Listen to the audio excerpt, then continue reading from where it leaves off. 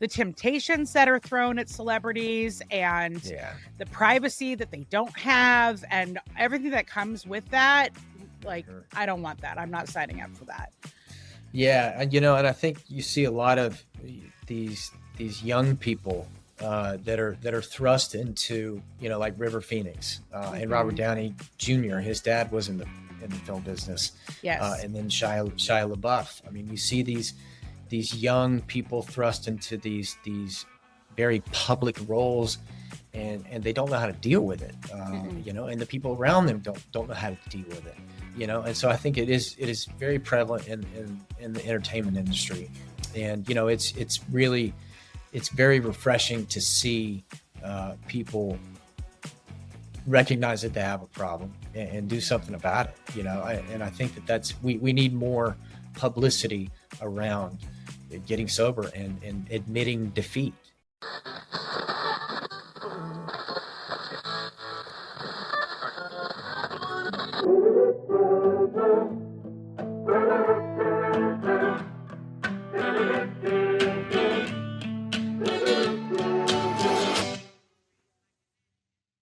Welcome to the Sober Curator Podcast, where sobriety isn't just a lifestyle choice, it's the ultimate life hack.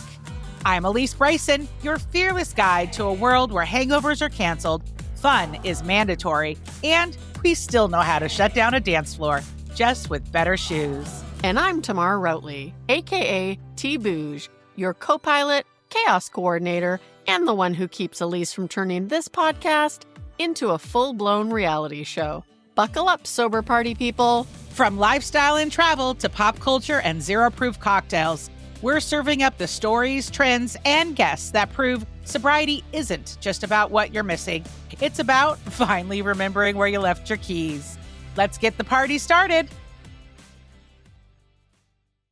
Welcome back to the Sober Curator Podcast, where pop culture meets purposeful living without the hangover. I'm your host, Alysse Bryson, bringing you another conversation that's equal parts inspiring, entertaining, and just the right amount of quirky. Whether you're new to the sober scene or a longtime teetotaler, this is the space for you. Today's guest is someone who knows a thing or two about finding the funny in the painful and turning it into art. He's a filmmaker, a teacher, and a guy who used to call the football field home. Talk about Friday Night Lights. I love Friday Night Lights. But recently, he's made a life-shaking pivot to focus on healing, family, and creativity. Joining us today is Brent Ogburn, a Georgia native whose storytelling is as raw as it is real. He's a writer-director behind the upcoming short film Turnoff, which doesn't shy away from the grit of addiction, but also reminds us that laughter is medicine. Brent teaches audio and video at Norcross High School, and he recently hung up his whistle after a decade of football coaching to make more space for purpose and present, especially for his two boys. Think Friday Night Lights meets recovery memoir with a Wes Anderson twist. He's here to talk life, purpose, and filmmaking, and how quitting one thing doesn't mean giving up. It can mean finally showing up. Brent, welcome to the show. Thank you so much. Holy cow, what an intro. I'm your hype girl, Brent. I'm your hype girl. That's right. I love it. I appreciate it. That's amazing. Yeah. Well, let's get into it.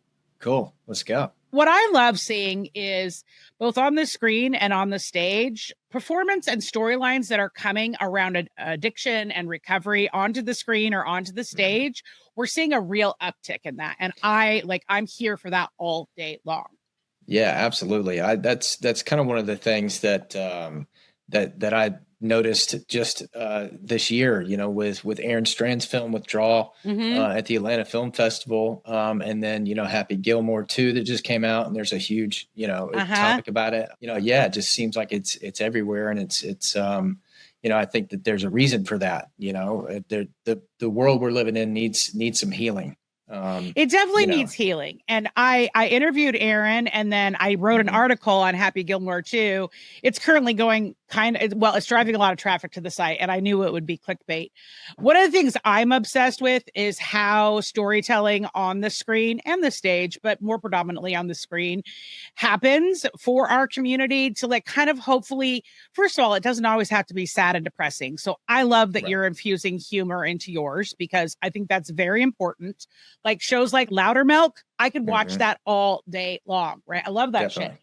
And then it's like, I kind of, as someone who's got 19 years, like I want to see the storylines of the sponsor with 15 years that's like having a midlife crisis and still staying sober. Like those, I want to see the evolution go to that. It's not always about the rock bottom, and it's not always about the first 90 days. Those are critical, important parts, but like also what happens next is what I'm hoping we continue to see, this like evolution happen. Yeah, absolutely. I think that is very important. I got sober in beginning of 2018, and I spent a lot of time in rooms. And then, COVID happened, and I kind of got out of regularly going to meetings, and I was able to, earlier this year, towards the end of last year, one of my friends gave me the book by Rhonda Byrne, The Magic, and that really kind of jump-started this whole creative journey. I don't want to say jump-started, but it really kind of, it lit a spark in the creative journey that I've been doing this forever. I've been involved in film and storytelling since I was in high school, but just the daily practice of gratitude really kind of, it was almost like an extension of AA. And something that I really had been lacking in my life. So yeah, it's been amazing. Well, and that's why, at the Sober Curator, the whole reason I created it as I was trying to create a space for people that have chosen this as a lifestyle for the long haul. Doesn't mean we're all going to do it perfectly, right? Because we only just have today. But I was trying to find a space that held it for people with 5 years, 10 years, 20 years, because we still have problems. We still have this thing in here that tells us all kinds of crazy ass shit. And I couldn't find a place that was like really saying long-term sobriety, recovery is where it's at. And so that's the whole reason the site was created and the community was built, is because I want to be the cheerleader to show that, first of all, sober is fun. Like we can have a lot of fun. It's super, it's way more fun than I was blacked out and not remembering, for sure. But also that like the real rewards come, the classy problems come at 10 years, at 15 years, at 20 years, And so, because for me, it wasn't until I was probably 4 or 5 years along in my journey where the lights actually came on. Like I had managed to stay sober for the first couple of years, a lot of white knuckling it and faking it. I'd learned all the buzzwords, but I hadn't not really changed my behavior. Not really, besides, putting substances in my body. But I don't know. It was just something around that 4 or 5 year mark that it's just all was like, oh, I really want a different life, and I really have to literally do everything differently. And then things really started to shift, and then my life just like took off. So that's what I want everybody to have, basically. Yeah, absolutely. And thank you for the work that you do. I'm so blessed to have a resource like you guys. We discovered you through Aaron Strand, and his movie Withdrawal, and just kind of following and looking at some of the things that he had done with his film. And you kind of hit it right on the head. The term dry drunk is definitely something that could apply to me in my sobriety, and it's, for me, it really kind of was at the 7-year mark, just needing some sort of extension, something else, something to really get at the root of the problem. Because drinking for me was just the solution. It wasn't the actual problem. Because the problem, like you said, is up in here, and as addicts and as drunks, I feel like we all kind of suffer from a lot of the same character defects or mental states. Like I struggle big time with self-doubt and, self-approval and self-worth, and just trying to find something to fill my time. I'm really good at overextending myself. That's been one of the things that I've discovered recently is, just always saying yes, because I want to help people. I'm a teacher, so, and I have a big heart, and, and that's kind of one of the things that I learned early in sobriety is that most of us we're not bad people. We have big hearts. We're good people, and we want to do good for humanity. We just have a hard time looking at ourselves and dealing with ourselves and looking at ourselves in a mirror, and part of that overextension leads to the resentments, the expectations, the unmet expectations that often weren't ever even mentioned, those premeditated resentments. So, yeah. And, one of the big hurdles that I had to face just earlier this year was, so I'm a teacher. I've been teaching this is beginning of my 11th year. But I was a football coach. I coached football for 10 years, and that was a big part of my identity, and something that I kind of held on to probably for a year or two too long. And it was a huge source of stress, and it took a lot of time. And so I made the decision in February. It was actually, went and saw my therapist in February, and we were, kind of talking about how everything was shifting and changing in my life. And, she looked at me and said, are you ready to accept that the dream might not be that you're a football coach? I got into doing this, coaching football and teaching from mentors and people. I played football in high school and had a lot of really good, positive male role models when I was younger. And they kind of inspired me to want to get into doing this. And I have 2 young boys. They're not so young anymore. They're 13 and 10 now, but, oh boy. Yeah. So they're getting to that age. They're almost to high school, And so the whole point of coaching football and spending so much time and effort and energy on it was so that I could be there with them when they got to high school and they were playing football, and we could be on the field together, and we could have, just these moments, these special moments that, a lot of people don't get. So yeah, in February, talking with my therapist, she says, "Are you ready to realize that might not be the dream anymore?" And that kind of shook me, because I've spent 10 years doing this and planning for this, and just things weren't aligning. So I had written the script for this short film early in January. It was just, it's almost like it's funny because I sit and I read it sometimes, the words in the script, and I'm like, holy crap, I wrote this. Like, I don't remember writing this. Was I in a blackout? Right. It just kind of poured out of me, and it's based entirely on my experience in detox and rehab.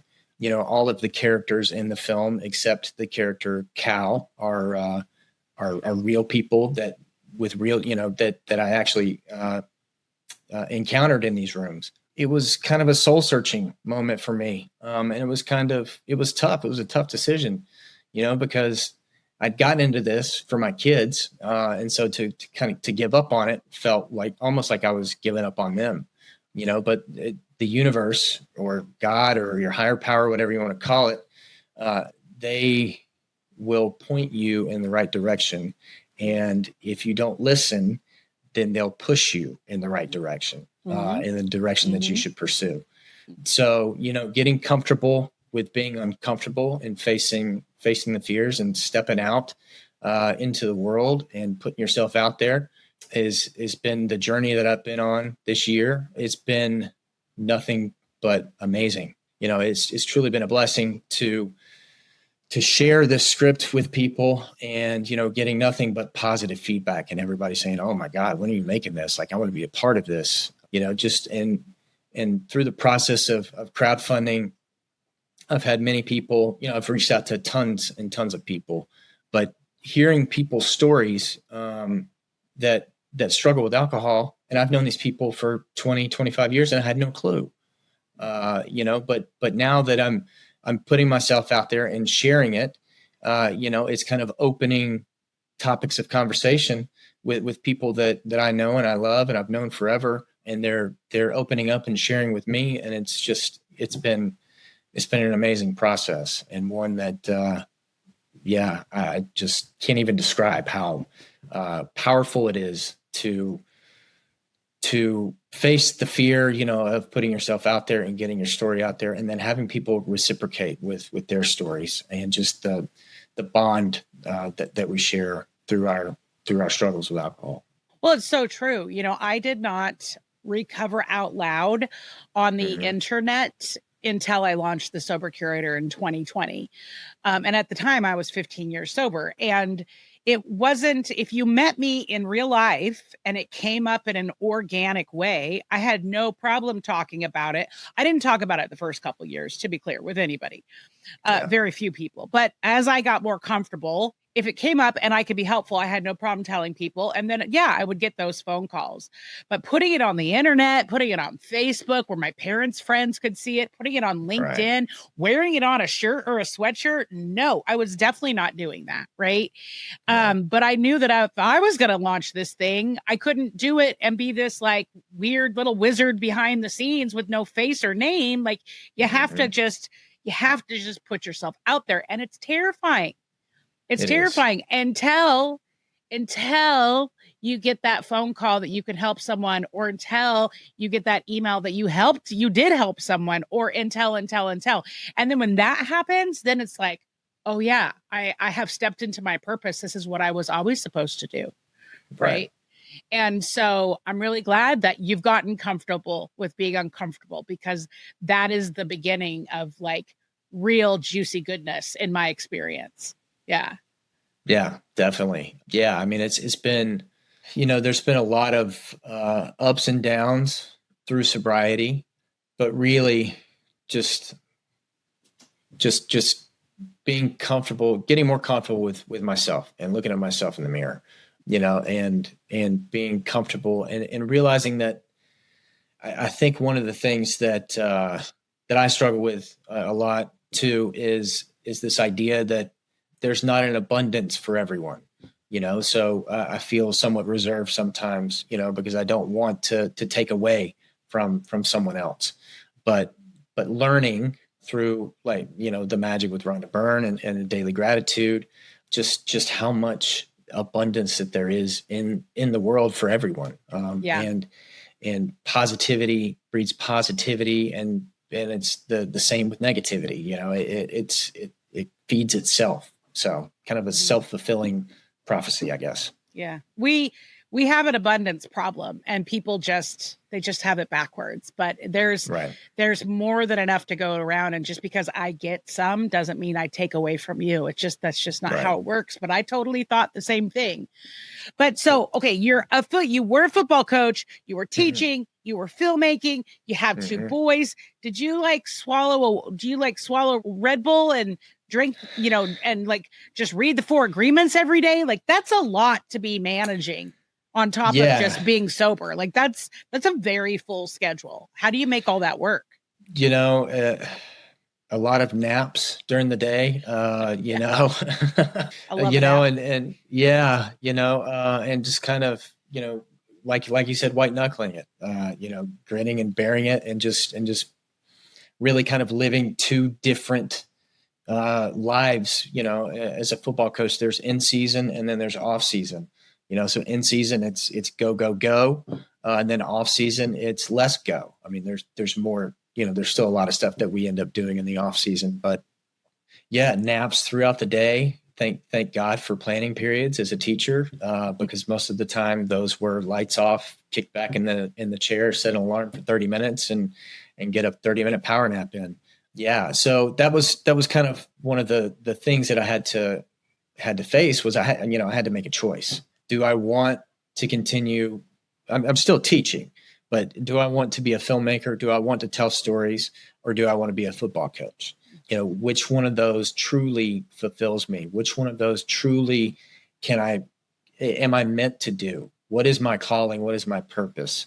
And it's filmmaking and it's storytelling. This is the thing that I've always done. Me and my buddies in high school, I borrowed my dad's camera, and we would make our own Jackass movies. That was, when Jackass was big on TV, so like it started even when I was young and didn't even realize it. And then, I went and got a degree in my undergrad in film. And then I went and worked in the film business. I was an office PA and a set PA on, numerous different film and TV shows here in Atlanta.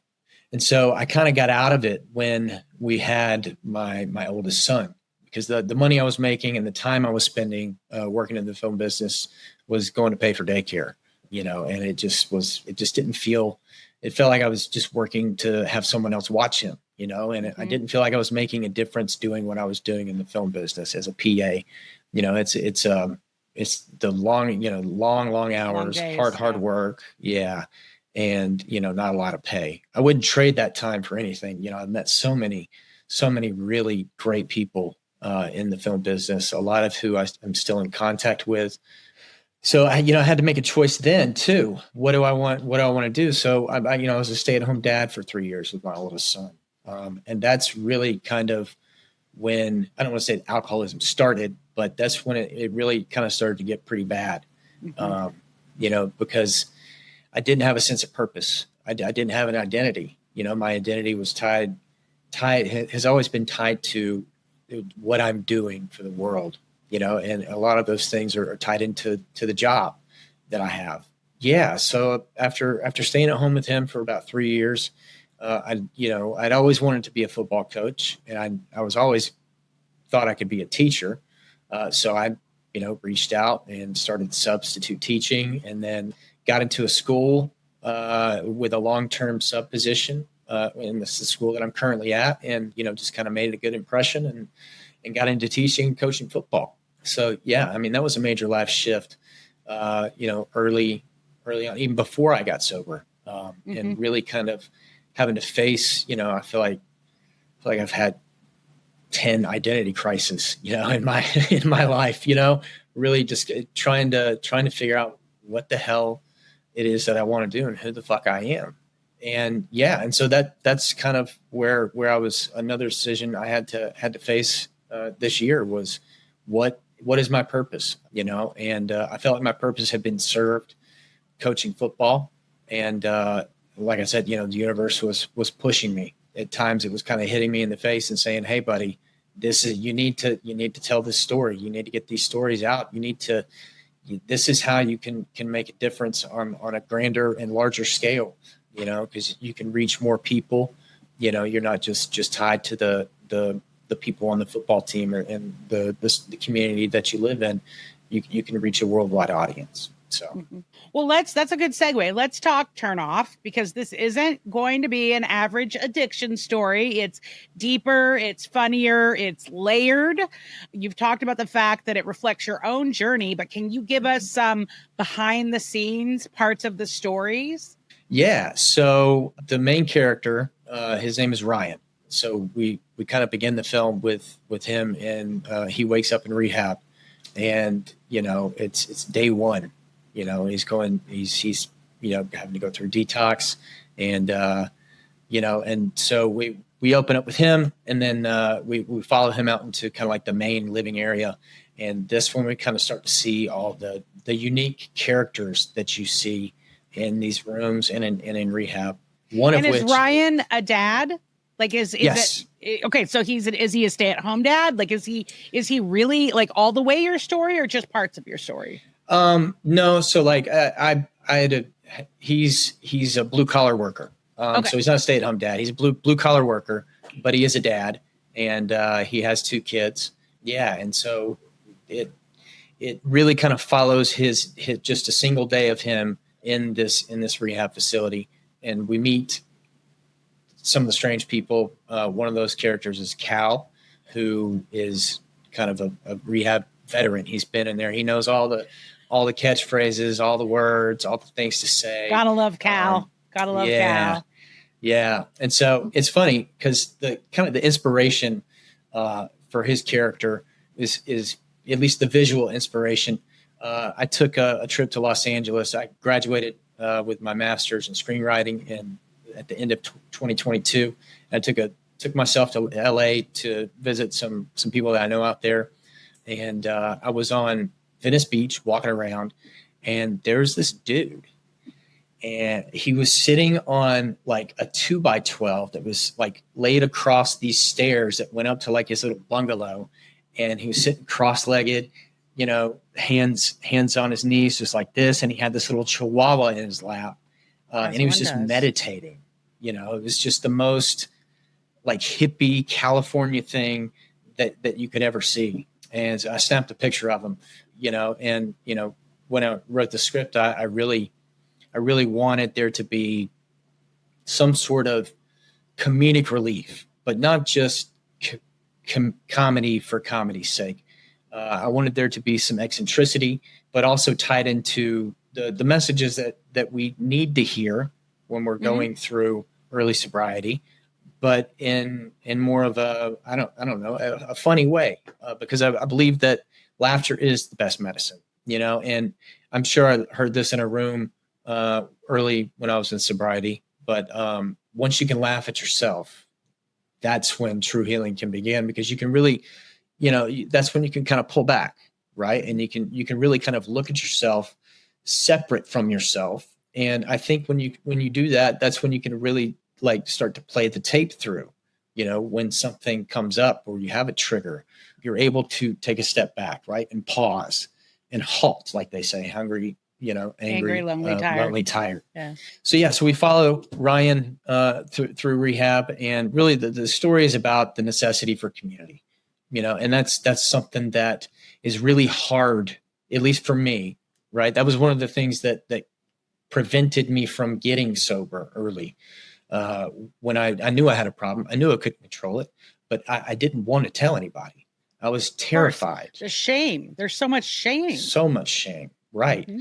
And so the story really is about the necessity for community and the power of healing through that community and through laughter and art. Okay. So if you could pick anyone to play you, Ryan, in this story, let's just make it up. What celebrity would you pick to be you, Ryan? Not Brent, Ryan. That's tough. I don't know. I would say probably somebody like, I don't know, because I have a good answer for Cal. Okay, who would you pick for Cal? So for Cal, it would definitely be somebody like Robert Downey Jr. Just somebody that is just steeped in the comedic timing. I've loved him since Kiss Kiss Bang Bang. He's my favorite for sure. He is so good. So good. Kiss Kiss Bang Bang is probably one of my favorite films of his that he did, and that's from 2003, I think.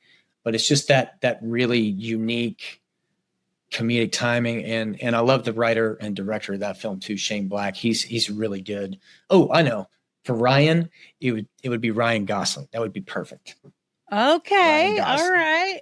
You're going with Ryan Gosling. Ryan Gosling. I was trying to think of the guy's name that was Jon Snow in Game of Thrones. It's only because you guys have kind of the same hair. That's okay. That's really it. I mean, I've known you for 5 minutes, so it's just the hair that I was pulling in there. One of my favorite lines that was in a show this year that I watched that involves Robert Downey Jr. was a show on Netflix, and it's Goldie Hawn's daughter, and she was a basketball coach or basketball. Kate Hudson. She says this line. She's talking to, in real life, it's Chet Hanks, who's Tom Hanks' son, who is sober in real life as well. She's talking to his character, and he's admitting he needs to get sober. He's come to her house. He's admitting he needs to get sober. He knows he needs to go to rehab, but they're also like almost to the playoffs or the finals, or I'm not super sporty, whatever that version is of basketball. Yeah. And she turns to him and she's like, and I'm not talking just sober. I'm talking Robert Downey Jr. sober. You got me? And I was like, oh yeah, like that's put that on a t-shirt, because I would wear that, because Hell Robert yeah. Downey Jr. Sober, like that's where it's at, because he is like, first of all, he's Iron Man, but Right. he's really, I mean, he got sober. I mean, he was like, we all watched him very publicly crash and burn into courtrooms, into jails. Like, he was a disaster. And Big then we've time. seen him come full circle, and now he's like this icon. And so Yeah. I just think, Robert Downey Jr. would be great as Cal. And you Yes. can be Ryan Gosling. That's fine. Yes. I mean, who doesn't love the ultimate comeback story? You know, I mean, Oh yeah, Robert Downey everybody. Jr. We love it. We love it. Robert Downey Jr. It's the hero's is journey. that. Yeah, we love it. I mean, we love it. yeah, you know, I remember, I don't know if it was him or if it was Kiefer Sutherland, but I remember there being stuff in the tabloids and on what is it, E, I guess, if that's even still a thing. It is. It's where I get all my hard news, Brent. It's where I get all my yeah. But there was a video of, it was one of them, and they were obliterated and in a hotel lobby, and they, you know, were just had the cigarette hanging out of their mouth. And they're like, hey, watch this, and turn around and just tackled the Christmas tree in the lobby. You know, it's just like hilarious, but also, not that funny. It's real. Yeah. Yeah. You know, I am forever grateful that I got sober before social media. I mean, it existed. It was 2006. So like I was on MySpace, right? I had just gotten on Facebook, but it wasn't what it is today. And I, as a drunk dialer, would have definitely been a drunk social media poster. So I'm really glad that I somehow escaped those days. And also, I'm really glad that I was never famous like that, because the temptations that are thrown at celebrities and the privacy that they don't have and everything that comes with that, like, I don't want that. I'm not signing up for that. Yeah. And, you know, and I think you see a lot of these young people that are thrust into, you know, like River Phoenix and Robert Downey Jr. His dad was in the film business. Yes. And then Shia LaBeouf. I mean, you see these young people thrust into these very public roles, and they don't know how to deal with it. You know, and the people around them don't know how to deal with it, you know? And so I think it is very prevalent in the entertainment industry. And, you know, it's very refreshing to see people recognize that they have a problem and do something about it, you know? And I think that's, we need more publicity around getting sober and admitting defeat, you know, and then it's okay. Like there's not a shame in it. And I think I think it is more mainstream now in 2025 than it was in 2010 or 2015 or 2018. For sure. But we still have a very long way to go. But, you know, what I see in the tea leaves is, and I heard Chris Marshall, who is the founder of Sam's Bar out of Austin, Texas, the first sober bar in the country. We were having a conversation about this a couple months ago, and he's like, Alysse, alcohol is just having a cigarette moment. And it's like, yeah. And I can say, as a former smoker, like I can say that, like people are still smoking in 2025, but they're kind of keeping it on the DL because it's a little taboo. It's kind of frowned upon. Everybody knows it's not healthy for you. So I think by 2030, we're going to see a similar storyline play out with alcohol because of all the research that's come out, not to mention that Gen Z, they're not drinking, you know, now they're probably all getting high, but they're not drinking like, you know, millennials and Gen X and boomers did. They're just not. The numbers show it.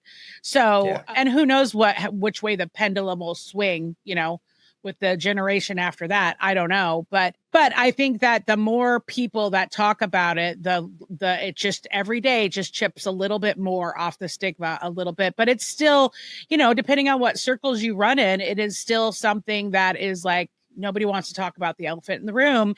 And it's still something where people place, they don't understand it. Like I was trying to explain to one of my friends who is not an addict, doesn't understand, but has been around it with family members. I was like, well, here's what you need to understand. When you drink, you get to a place where you just know you've had enough, or you're like, I think I might be if I have any more, I'm going to get sick. Like you have an off button. Right. We don't have off buttons. like ever. Nope. Like we just go. And then when we realize it's a bad idea, we like double down, like, Yep. and she was like, oh, like literally you don't have an off button. I'm like, literally, we don't have one. We just don't have one. So No, that's, just a gas pedal, right? I mean, just a gas pedal, no off button. And it only gets pushed more and more the more you drink. I know that was one of the things, the beautiful things about rehab, was one day they had a family day, and I was living with my dad when I was at my worst. I was going through a divorce, and I was really bad. I was having to drink in the morning and drink throughout the day just to keep from shaking. It was really, really bad. And, the one day, the place that I was at, they had a family day, and my dad came, and, he spent time with different counselors and learning more about the disease. And I remember at the end of the day, I got to see him, and he said, "Man, thank you so much for inviting me to this." He said, "I understand so much more." He said, "I still don't get it. I don't have this problem." I said, "But I understand it so much more now." And yeah, I mean, that's you, like you said, there is no stop. It's only go. No.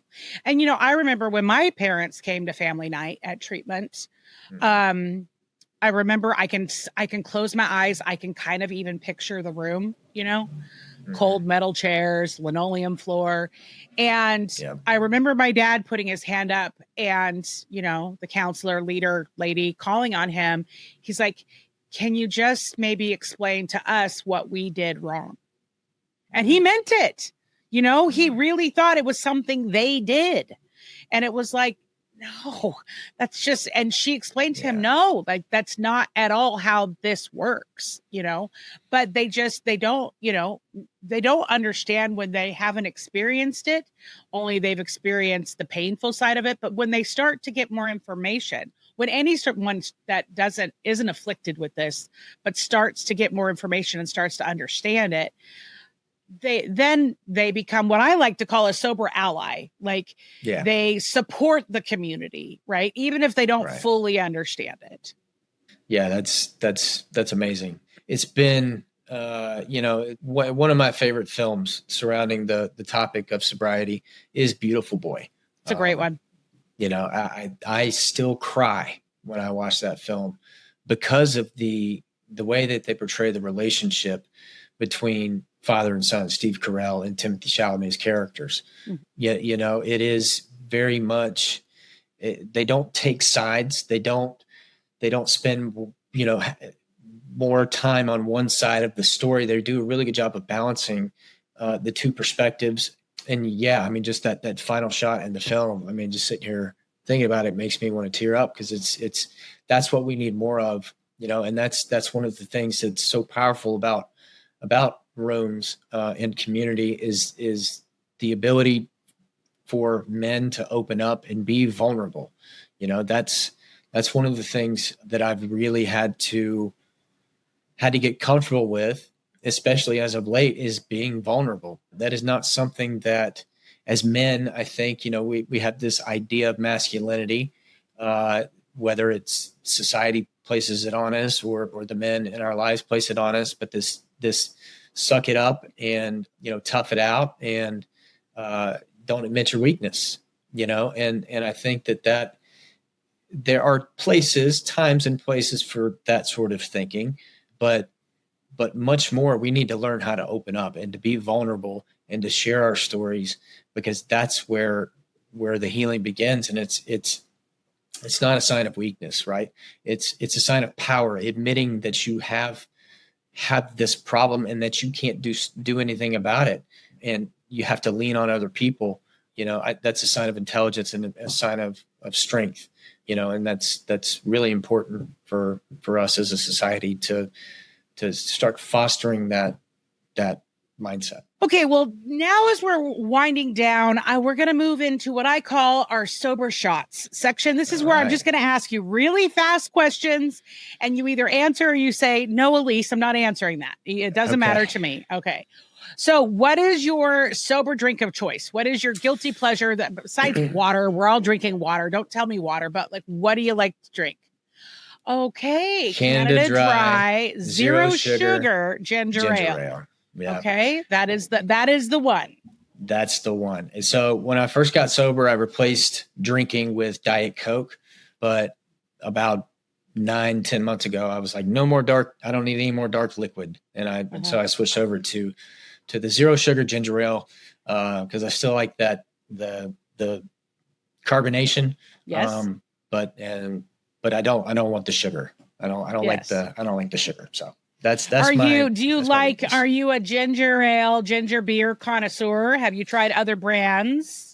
Yes. So I'm not really big on ginger beer. I've tried it and it's just, I don't really like ginger itself, which is funny. I have these weird things. So like, I don't like tomatoes on their own, but I love you like ketchup. Okay. Yeah. Yeah. So I have these like really idiosyncratic things about me, and ginger beer is too much ginger for me. But ginger ale is good. And yeah, so, I mean, I've tried other flavors and other brands of the zero sugar ginger ale, and Canada Dry is the one that I like the most.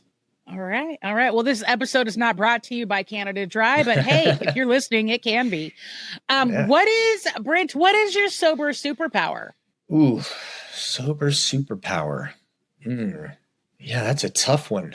I think if I had to say I had a sober superpower, it would be to listen. Like I think I've gotten really good at listening. And not just listening to respond, but listening to hear what the other person is truly saying.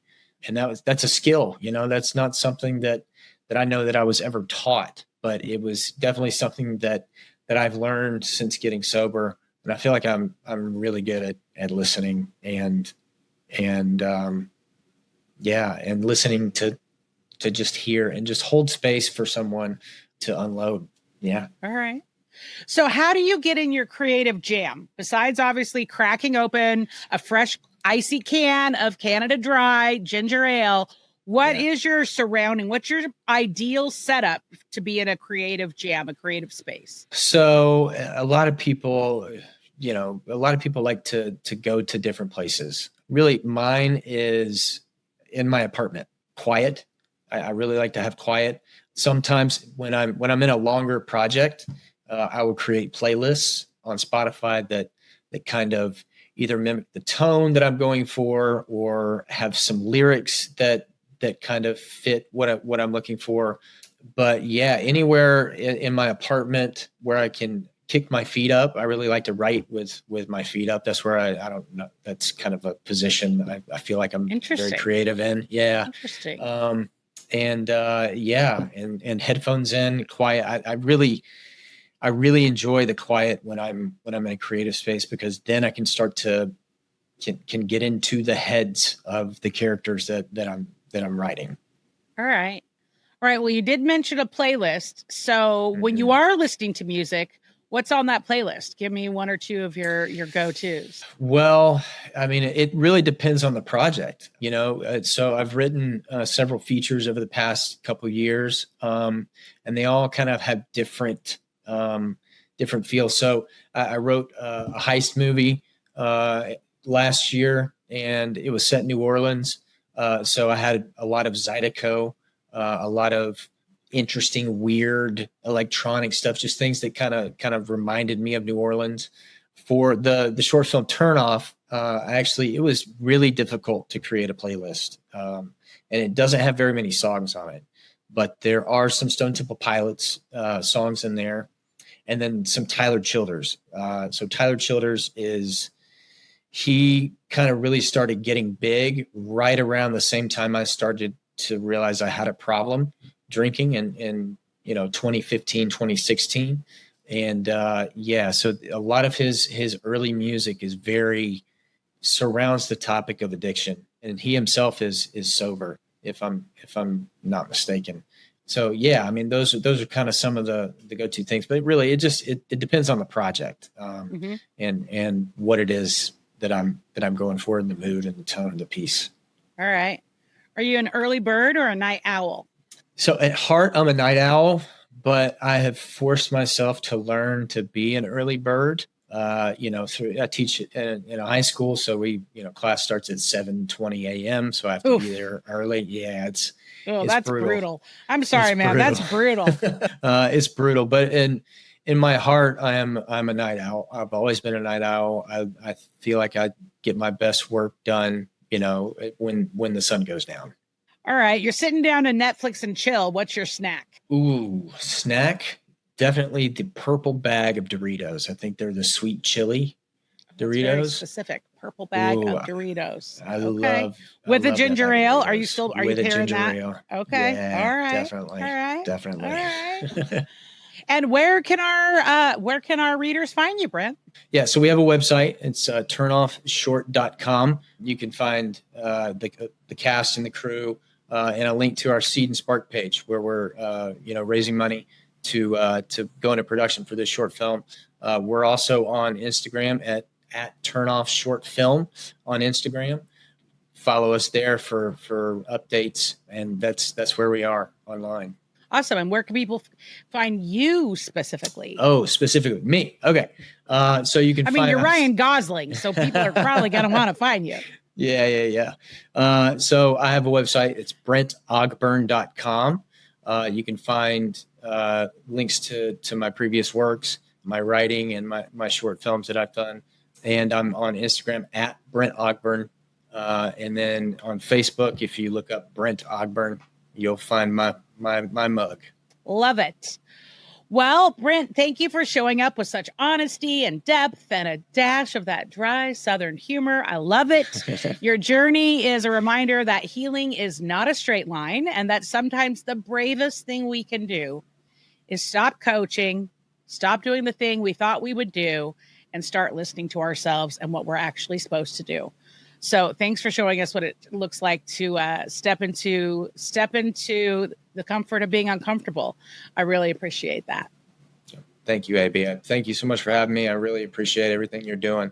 It was great talking to you. Absolutely. And that is all the time we have. As we like to say at the Sober Curator, getting sober matters, staying sober matters more. Thanks for tuning in. This is Alysse Bryson. And until next time, keep it real, keep it fun, and keep it sober. Thanks for tuning in, because let's be real, we're way more fun than your ex's drunk texts. If you laughed, learned, or just need more of our voices in your life, honestly, who wouldn't? Hit that subscribe button, leave us a review, and send this episode to your sober or your I swear I'm only drinking on the weekends besties. And if you have a story, feedback, or hey, maybe you just want to slide into our DMs like it's 2012, well, we're here for it. Find more curated magic at thesobercurator.com. And remember, getting sober matters, staying sober matters more. Until next time, keep it real, keep it fun, and keep it sober.